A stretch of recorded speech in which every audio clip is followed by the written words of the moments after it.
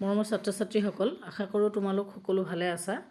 আজি মই BA second ছেমিষ্টাৰৰ যিখন কম্পালচৰি পেপাৰ হয় আৰ্টছ, ছায়েন্স, কমাৰ্চ সকলোৰে কাৰণে VAC 3 পেপাৰ এনভাইৰমেণ্টেল ছায়েন্স তাৰ চিলেবাছখন আৰু লগতে যোৱা বছৰ দুটাৰ পৰীক্ষাৰ পেপাৰখন মই তোমালোকৰ মাজত দাঙি ধৰিছোঁ।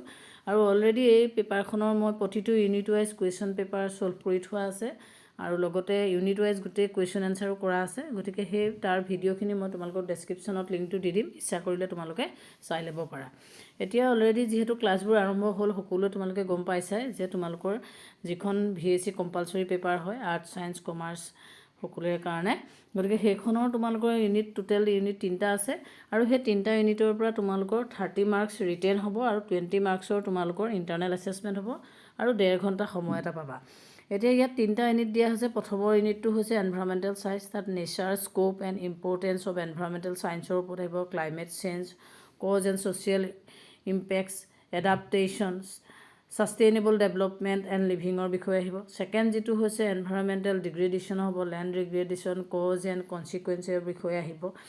এয়াৰ পলিউশ্যনৰ কথা আহিব, এগ্ৰিকালচাৰেল ক্লাইমেট, এইখিনিৰ কথা তোমালোকে পঢ়িবলৈ পাবা। আৰু 3 নম্বৰ যিটো ইউনিট সেইটোত আহিব environmental case studies and community based activities. ইয়াতো ৱাইল্ড লাইফৰ বিষয়ে তোমালোকে পঢ়িবলৈ পাবা।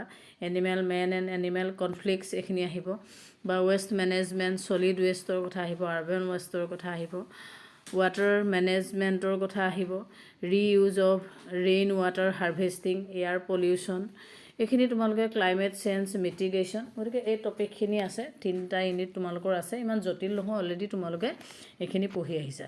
এতিয়া কিতাপ বজাৰত বহুত আছে, কিন্তু মোৰ হাতত যি দুখন কিতাপ আছে সেই দুখন তোমালোকক ফটো মাৰি দিছোঁ।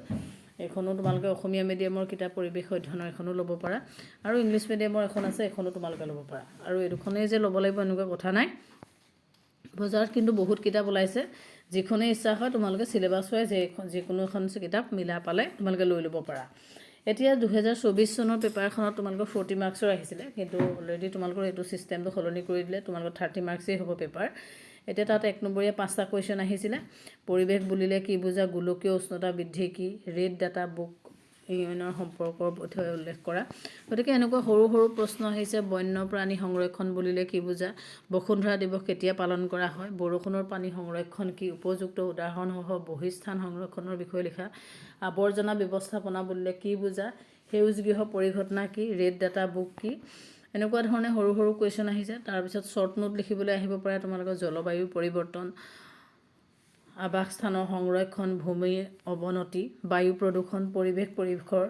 আৰু অলপ লং কুৱেশ্যন হ'লে 5 মাৰ্কছৰ ভিতৰত আহিব বহনক্ষম ব্যৱস্থাপনাৰ কৌশলসমূহ বৰ্ণনা কৰা, ভূপৃষ্ঠৰ জলৰ গুৰুত্ব আৰু ইয়াৰ প্ৰদূষণৰ কাৰণসমূহ বৰ্ণনা কৰা, বা লগতে কিছুমান বন্যপ্ৰাণী সংৰক্ষণৰ বিভিন্ন পদ্ধতি আৰু ইয়াৰ সংৰক্ষণৰ বিষয়ে লিখা, বা মানৱ আৰু বন্যপ্ৰাণী সংৰক্ষণৰ আৰু সমনৰ পদ্ধতিসমূহ কি কি উল্লেখ কৰা। এনেকুৱা ধৰণে তোমালোকৰ দুটা লং কুৱেশ্যনবোৰ এটাৰ লগত আনটো আহিছে। গতিকে তেনেকৈ তোমালোকে চাই ল'বা, আৰু চিলেবাছ ৱাইজ বস্তুখিনি পঢ়ি গ'লে তোমালোকে নোৱাৰাৰ কথা নাই।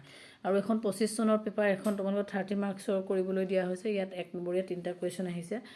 অজন কাক বুলি কোৱা হয়, অজনক কোৱা হয় দেশ বায়ু প্ৰদূষক, দেশ কাৰকসমূহ তাজমহলৰ ৰং হালধীয়া কৰাৰ বাবে দায়ী, বা পৌৰসভাৰ গোটা আৱৰ্জনাবোৰক বিষাক্ত, বিপদজনক নহয়, এইবোৰ কোনোটোৱেই নহয়। এনেকুৱা ধৰণে অপশ্যনেল কুৱেশ্যন আহিছে। আৰু শুদ্ধ হয়নে নহয় এইখিনি আহিছে। বা তোমালোকৰ চমু টোকা লিখিবলৈ আহিছে বায়ু প্ৰদূষকসমূহৰ বিষয়ে, নগৰীয়া আৱৰ্জনাৰ বিষয়ে, পৰিৱেশ বিজ্ঞানৰ প্ৰকৃতি আৰু পৰিসৰ সম্পৰ্কে আলোচনা কৰিবলৈ আহিছে, জলবায়ু পৰিৱৰ্তন মানে কি, ভূমি অৱক্ষয় মানে কি বুজা, ইয়াৰ পৰিণামসমূহৰ বিষয়ে লিখিবলৈ আহিছে, বন্যপ্ৰাণী সংৰক্ষণ কিয় গুৰুত্বপূৰ্ণ, বন্যপ্ৰাণী সংৰক্ষণৰ বিভিন্ন পদ্ধতিসমূহ কি কি, ঔদ্যোগিক আৱৰ্জনা মানে কি আৰু ইয়াৰ বেয়া প্ৰভাৱসমূহৰ সম্পৰ্কে আলোচনা কৰা, বা বৰষুণৰ পানী সংৰক্ষণ কিয় হয়, বা কিয় গুৰুত্বপূৰ্ণ, বৰষুণৰ পানী সংৰক্ষণৰ বিভিন্ন পদ্ধতিসমূহ কি কি।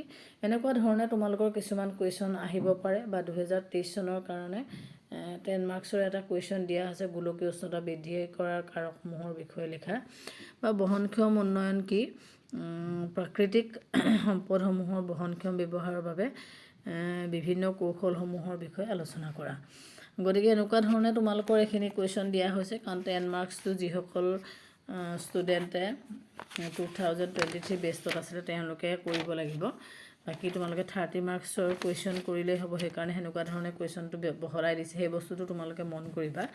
এতিয়া তোমালোকৰ এই পেপাৰখনৰ যিখিনি ইউনিট ৱাইজ যিকেইটা টপিক আছে সেই টপিককেইটাৰ ওপৰত বা চিলেবাছ ৱাইজ মই কেইবাটাও ভিডিঅ' অলৰেডি বনাই থৈছোঁ, তোমালোকক ডেছক্ৰিপশ্যনত লিংকটো দি দিম আৰু তোমালোকে চাই ল'বা। আৰু যিহেতু এনভাইৰনমেণ্টেলৰ বিষয়ে কম বেছি পৰিমাণে সকলোৱে জানাই, ইমান অচিনাকি এটা বিষয় নহয়, সকলোৱে জনাৰ বিষয় হ'লেও ইয়াৰ ভিতৰতো যদি তোমালোকৰ কিবা কনফিউজন থাকে মোক জনাবা, মই চেষ্টা কৰিম তোমালোকৰ অসুবিধাসমূহ দূৰ কৰিবৰ কাৰণে। ধন্যবাদ।